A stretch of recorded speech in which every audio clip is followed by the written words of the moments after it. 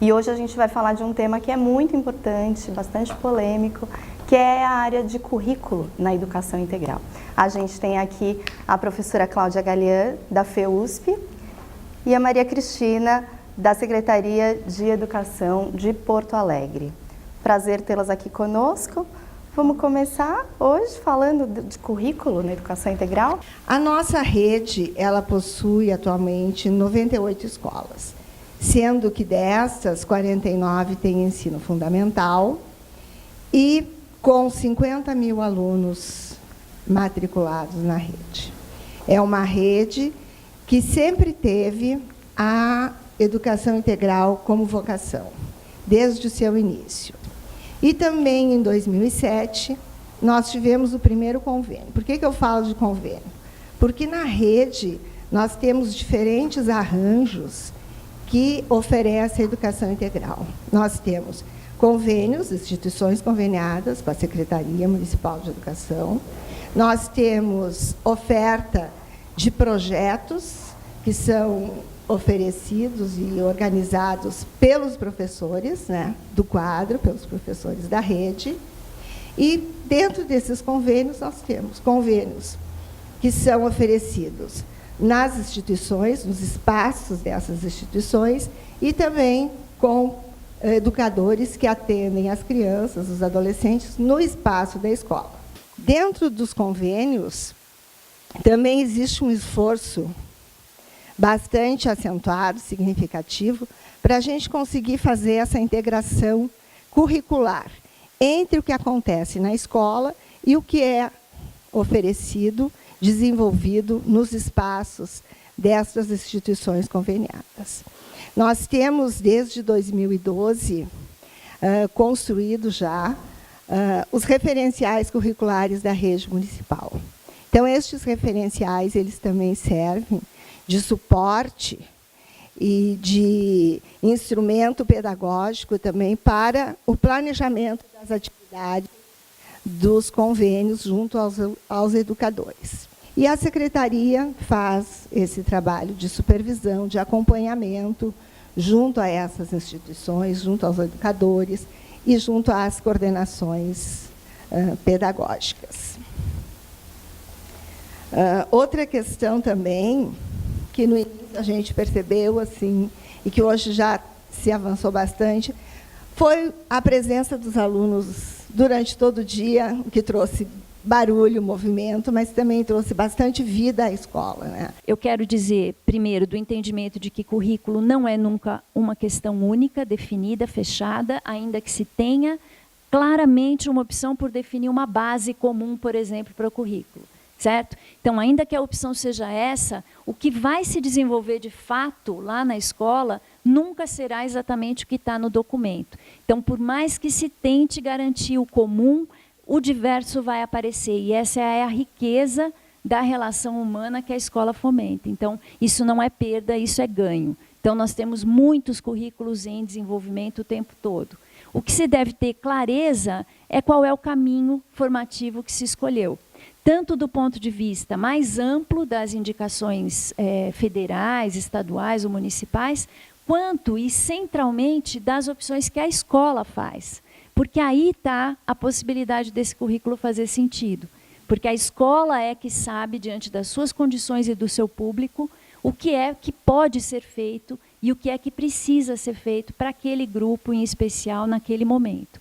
Então, a centralidade, do meu ponto de vista, está no projeto político-pedagógico da escola. Aqui vem uma pergunta da Denise Aguiar, que é assim: como em ações práticas, relacionar escola, currículo e território numa perspectiva de educação integral para o pleno desenvolvimento das potencialidades de crianças e adolescentes? Bom, reforçando a ideia que a Cláudia traz, da centralidade dessa discussão, dessa proposta a ser construída na escola, é desta forma que nós entendemos a educação integral na escola, na rede municipal. Então, na medida em que a escola, a comunidade escolar, as instituições conveniadas se sentam seja através de visitas, de reuniões mais formais, de discussões, de encontros, de debates, de conhecer o trabalho desenvolvido na escola pela instituição, da escola conhecer o trabalho desenvolvido na instituição. É dessa forma que a gente vai conseguir estabelecer essa articulação. Não tem outra maneira a não ser fazendo, conversando, avaliando e refazendo essa trajetória, né? Desta forma, a gente vai conseguir que esse currículo, de fato, ele seja daquela comunidade, daquela escola, construído junto com essa instituição. Não tem outra forma, assim, a não ser fazendo, né? Ter essa vontade e, de fato, arregaçar as mangas e trabalhar. E é assim que a gente tem feito em Porto Alegre, lá desde 2007. Muito bem. Cláudia, Eu queria só complementar, acho que a Cristina falou, durante a sua fala, Cristina, você mencionou a entrada, por exemplo, dos educadores sociais na escola e o desafio que isso representa, né? Acho que isso é um ponto importante para se pensar nessas ações, né, do desenvolvimento da ação. Quer dizer, quando a escola opta por se abrir para o mundo, para essas outras práticas, para esses outros conhecimentos que circulam fora, mas tendo centralidade no seu projeto pedagógico, ela, de fato, ela não abre mão dos saberes escolares, mas ela se abre para valorizar outros saberes.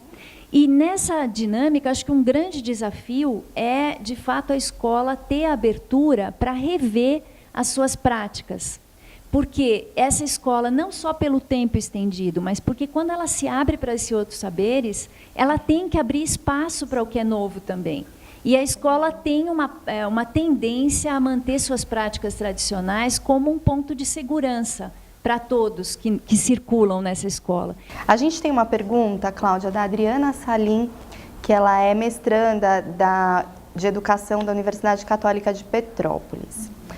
Lá, eles são orientados sempre a escrever dando ênfase ao tempo integral e na perspectiva de se alcançar uma educação integral.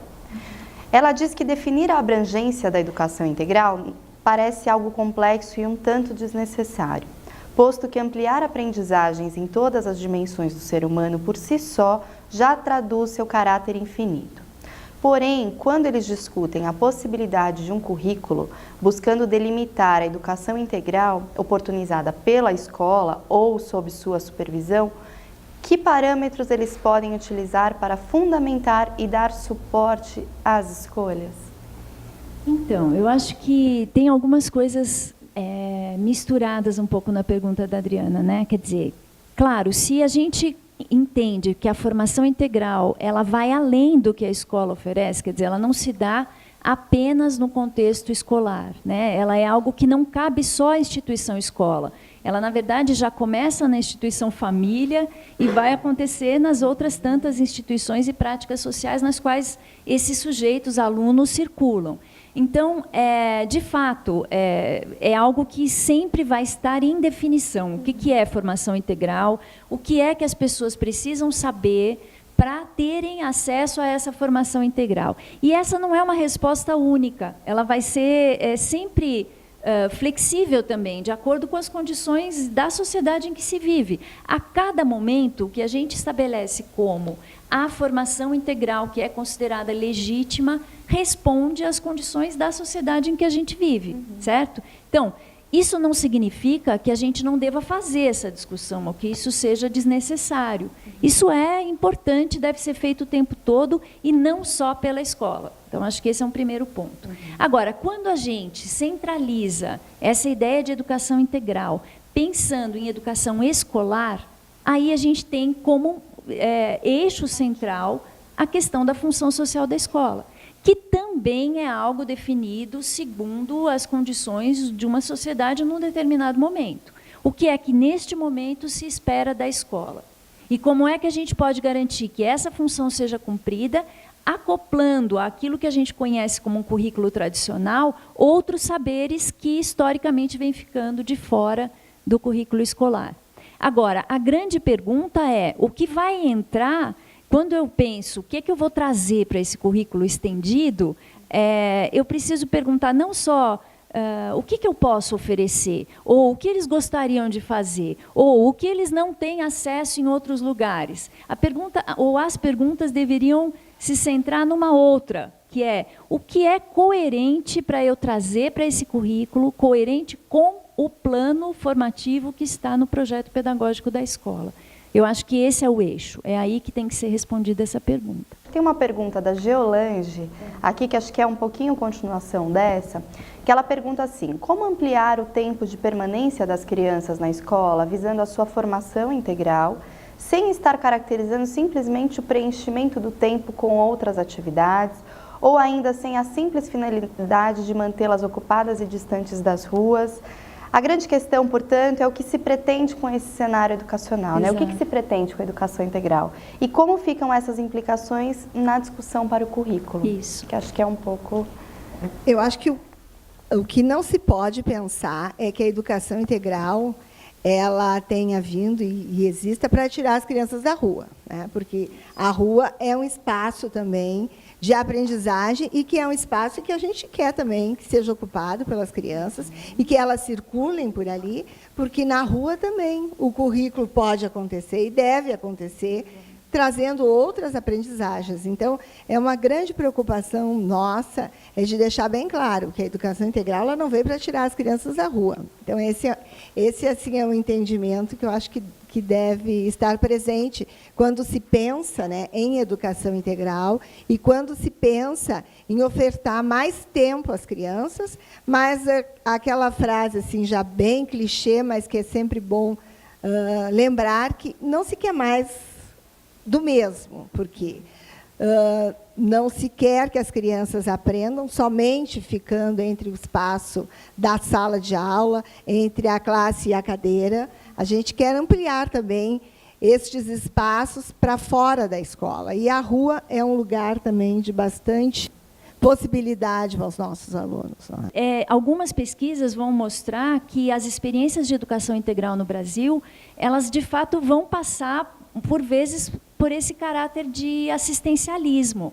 Então, são experiências voltadas para a população em risco, ou vulnerável, ou muito carente, que vai ficar num turno inverso ou num turno complementar na escola, de modo a ter acesso a questões básicas que o Estado ou a família não podem prover fora da escola. Então, essa é uma perspectiva, quando você pensa, bom, oferta de educação integral nesta concepção está buscando responder ao quê? Não é a formação integral e não tem a ver necessariamente com a formação escolar, com a função da escola. A Eliana Antônia Duarte Monteiro, ela fez uma pergunta que acho que você respondeu parte dela, mas acho que é importante a gente dizer aqui que tratam de dúvidas sobre a educação integral mesmo, né? De como que ela pode ser implantada no município. Então, ela pergunta coisas do tipo: a educação integral ela deve acontecer na sala de aula ou um prédio será construído para essa finalidade? Acho que a gente já conversou aqui bastante sobre esses espaços, né? Deve ser ministrada por professores ou pessoas habilitadas para a atividade? Acho que a questão dos educadores sociais também já foi colocada. Ainda não sendo por professores, quem se responsabiliza pelo pagamento desses profissionais? O financiamento da educação não dispõe de fontes tais como apontadas no Plano Nacional de Educação para honrar as necessidades atuais das escolas. Como conciliar a educação integral num orçamento que já é muito escasso? A questão do financiamento, eu acredito que nós não podemos esperar também pela efetivação do PNE. Constitucionalmente, os municípios eles devem investir 25% na educação. Então, cabe a cada município, a cada gestor, seja o prefeito, seja o secretário, esta priorização à educação e, de fato, usar os recursos em prol da educação, né? Então, o investimento, o recurso, ele existe. Ele deve ser bem aplicado, né? Eu não vejo outra forma, a não ser esta, de se efetivar os 25% para a educação. E aí cada município vai estabelecer as suas prioridades, as suas necessidades, a sua vocação para atender as crianças e os adolescentes. Sim, acho que essa questão é central, né, de o que é prioridade. E aí, estabelecida a prioridade, existe todo um movimento necessário a se fazer, como eu disse antes, de discussão com as escolas, né, de colocar em pauta isso. Por que educação integral? O que isso significa em termos de formação dos nossos alunos? Por que essa opção e não outra? E quais as possibilidades que nós já temos para fazer isso acontecer. Agora, no início da pergunta, ela fala se isso pode ou deve acontecer na sala de aula ou necessariamente fora. Eu acho que são muitos os arranjos possíveis, né? A questão é enfrentar a mudança na estrutura curricular da escola, no próprio currículo da escola. Uma vez que se defina para quê, que se entenda, que faça sentido para a escola, que esta é uma necessidade de fato, é preciso ter a abertura para pensar nos espaços, nos tempos, no agrupamento dos sujeitos, na maneira como a gente vai lidar com os conhecimentos, como vamos lidar com esses outros sujeitos que chegam à escola. Então, assim, tem toda uma transformação da prática da escola, dos discursos da escola, que precisa ser feita, precisa ter fôlego para se fazer isso. As secretarias têm que apoiar nesse sentido, tanto no sentido da reflexão sobre o que é educação integral, quanto no apoio à discussão do que seria o currículo para essa escola integral, para essa educação integral, e aí sim pensar nas grandes possibilidades. É dentro da escola que isso vai acontecer? Em algumas situações, pelas condições concretas, vai ter que ser dentro da escola. E aí, se a gente consegue pensar em rever o currículo dessa escola, ainda que não seja o melhor dos panoramas, isso pode também ser chamado de um passo na direção de educação integral, sem dúvida nenhuma. Não necessariamente a gente já tem que começar com a abertura total, com a derrubada dos muros da escola. Eu acho que isso é um processo, depende da situação, depende da rede, da escola, enfim, né? Mas a grande questão é ter clareza do que se pretende com isso, ter uma discussão ampla, sólida, embasada sobre qual seria o currículo para se fazer isso e ter abertura para rever práticas e discursos dentro da escola, muito sedimentados e que precisam ser enfrentados. Acho que vem uma pergunta aqui que é bastante provocadora nesse sentido, que é do João Marinho. Ele diz que na semana passada, durante um seminário internacional de jovens e adolescentes no ensino médio, o currículo foi bastante abordado e, na perspectiva dos próprios jovens, recebeu muitas críticas no sentido de que eles não são ouvidos na formulação das propostas curriculares. Em termos de maturidade, convém que essa visão seja levada em conta, né? Que essa partilha de ideias, de concepções seja... que os alunos sejam envolvidos, né? Acho que é um pouco disso que ele pergunta. Olha, falar um pouquinho assim da nossa experiência, né, enquanto rede, e nessa convivência com as crianças e os adolescentes. Eu acho que, independente da faixa etária, desde a educação infantil até o ensino médio, que na nossa rede nós temos apenas 2 escolas de ensino médio, a maioria é educação infantil e ensino fundamental, a criança, sim, ela tem que ser ouvida e ela tem capacidade de apontar, né, aquilo que ela está necessitando. Claro que os professores também, dentro da sua função, vão estar fazendo esse trabalho, mas a criança, desde pequena, ela tem que ser ouvida, seja nos momentos da famosa rodinha na educação infantil, seja nos conselhos escolares, nos conselhos de alunos representantes de turmas, e ouvindo. Nós mesmos fizemos, há uns 2 anos atrás, uma pesquisa com os nossos alunos, onde podemos ouvi-los e ver as suas necessidades, as suas intenções. Então, eu acho importante, e é possível, sim, e, além de ser possível, é importante, né, que aconteça esta escuta, porque eles são os primeiros.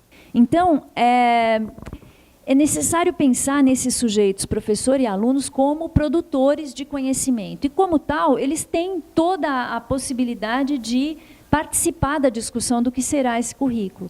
E isso em todas as idades. Mas a questão é, existe um núcleo central aí de formação sobre o qual é difícil um aluno dizer o que deve ser feito. Ou seja, não dá para você também, ainda que seja um jovem, adolescente no ensino médio, não dá para você entregar na mão desse jovem toda a escolha curricular do que ele vai aprender. Então, o que você considera importante aprender, o que você gostaria, o que você quer, isso é parte da conversa. Agora, tem uma parte que ele, até pelo fato dele não ter a vivência ainda, ele não ter um conhecimento mais amplo dos campos de conhecimento, ele não tem como dizer o que ele quer aprender em determinadas coisas, porque ele tem um limite da experiência cotidiana, da experiência diária, que lhe permite enxergar até um certo ponto. Esse é o papel do adulto, do professor, de quem faz as escolhas para mostrar, olha, tem um caminho aqui que tem que ser seguido. Mas, de fato, nós temos muita dificuldade em fazer isso. Acho que é fato, realmente. Assim. Ainda estamos longe dessa ideia de professores e estudantes como produtores de conhecimento escolar. Quais as maiores dificuldades pedagógicas, econômicas e sociais que implicam a implementação de um currículo vivo, que retrate a vida e os anseios dos alunos em uma educação integral no Brasil? As maiores dificuldades, depende, porque muitas vezes algumas escolas trazem a dificuldade do espaço, a dificuldade de RH, a dificuldade de recursos financeiros. Então, as dificuldades, elas existem, mas se elas existem, eu acho que a gente tem que começar a trabalhar e procurar alternativas, seja usando outros espaços, seja usando o parque da escola, se for o parque da comunidade, se for questão de espaço físico, seja buscando outras parcerias, reivindicando recursos, não é? As dificuldades estão aí, mas eu penso que a gente tem que trabalhar, iniciar. Não vejo outra forma, além das que a gente já comentou aqui. Não sei. Do Cláudia. Eu acho que algumas coisas a gente já mencionou. Então, do ponto de vista econômico, nós falamos algumas coisas aqui, né? É uma iniciativa que demanda investimento, né? E, então, tem que ser prioridade, tem que ser considerado prioridade pela secretaria. Como, de resto, toda a educação, ainda que se mantenha longe da perspectiva de educação integral ou longe da perspectiva de extensão de tempo, de jornada de professores e alunos na escola. E esse já é um primeiro ponto. Nós nunca enfrentamos no Brasil isso com a seriedade que deve ser conferida à questão, né? Não temos continuidade nas políticas, no investimento. Então, nós temos uma série de questões aí de ordem política e financeira de financiamento que nos prejudicam muito, tanto em relação à educação integral quanto à formação inicial de professores, por exemplo, né? Só para dar 2 exemplos bem fortes nesse sentido. Outras dificuldades, mais de ordem pedagógica, né? Dentro da escola, a questão de professores, estudantes, enfim, os agentes da escola se entenderem como transformadores, como pessoas que também produzem o currículo. Então, entenderem que o currículo é um processo que envolve muitos sujeitos, inclusive professores e estudantes e gestores que fazem escolhas em relação à estruturação do currículo. Outra grande dificuldade é romper com as tradições da escola, como eu já falei. Então, entender que algumas práticas são simplesmente apoiadas em tradição e que precisam ser olhadas com crítica. Por que é que nós fazemos as coisas desse jeito? Por que é que nós damos ênfase a algumas disciplinas e desprezamos outras? Por que é que quando nós precisamos optar por alguma disciplina que vai perder carga horária em função de uma avaliação, por exemplo, externa, a gente abre mão de arte, por exemplo, a gente abre mão de educação física? Isso são escolhas curriculares feitas dentro da escola e que precisam ser questionadas. Essa é uma grande questão. Olha lá, quando pensamos no currículo da educação integral, não podemos esquecer que as OSCs também realizam educação integral. Sendo assim, escola e OSCs precisam dialogar e começar também a pensar no currículo coletivo. Acham importante ou seria uma utopia? As utopias, elas estão aí para buscarmos, né? Então, não é tão utopia, porque a gente vem trabalhando nessa perspectiva. Claro que ainda temos muito muito a fazer, muito a trabalhar, mas é possível, na medida em que se tem a vontade, que temos as pessoas, temos os atores, temos os espaços, e se eles ainda existem, se eles ainda não existem, a gente tem que criá-los, né? Esses tempos, esses espaços. Então, é bem possível, né? Isso já vem sendo feito, e importante. Isso, acho que o processo de produção, de discussão, de elaboração e de legitimação do projeto político-pedagógico da escola, para mim, é o ponto central. Então, é aí que entram, inclusive, esses outros agentes externos à escola para discutir qual é o plano formativo. Eu acho que esse é o espaço. É um grande desafio, porque essa discussão dentro da escola ela já é um problema, ela já é difícil de ser feita, de envolver todos os sujeitos que ela deve envolver. Trazer alguém de fora ainda para essa conversa é muito difícil, mas eu acho que é o único caminho possível, porque ali é que tem que ter a clareza de qual é o nosso plano, o que é que nos une em termos de formação desses sujeitos que estão atuando tanto dentro da escola quanto nesses outros espaços. É preciso ter esse ponto, esse eixo central de articulação, e me parece que é o projeto político-pedagógico da escola. Perfeito. A gente está chegando ao fim desse debate. Eu espero que ele tenha contribuído, né, para as reflexões, para as decisões, né, e que a gente sempre está aqui promovendo esse tipo de discussão para que a gente possa cada vez mais implementar a educação integral de qualidade nos municípios e nos estados brasileiros.